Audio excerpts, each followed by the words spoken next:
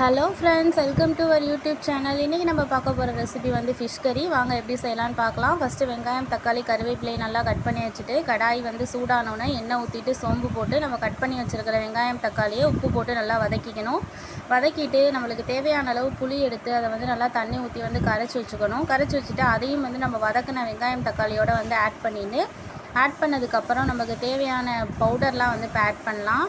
First வந்து மல்லித்தூள் வந்து குழம்போட குவான்டிட்டிக்கு ஏற்ற மாதிரி வந்து மல்லித்தூள் ஆட் பண்ணிக்கோங்க. நாங்கள் 3 டேபிள் ஸ்பூன் வந்து ஆட் பண்ணியிருக்கோம். மிளகாய்த்தூள் காரத்துக்கு ஏற்ற மாதிரி ஆட் பண்ணிவிட்டு மஞ்சத்தூள் வந்து ஆட் பண்ணிக்கணும். அது வந்து கொஞ்சம் கொதிச்சோன்னே அதில் வந்து கொஞ்சம் தேங்காய் வந்து அரைச்சி ஆட் பண்ணிக்கணும். தேங்காய் ஏன் ஆட் பண்ணுறோம் அப்படின்னா வந்து குழம்போட திக்னஸ் வந்து நல்லாயிருக்கும், டேஸ்ட்டும் வந்து நல்லாயிருக்கும். அதனால் வந்து தேங்காய் வந்து ஆட் பண்ணுறோம்.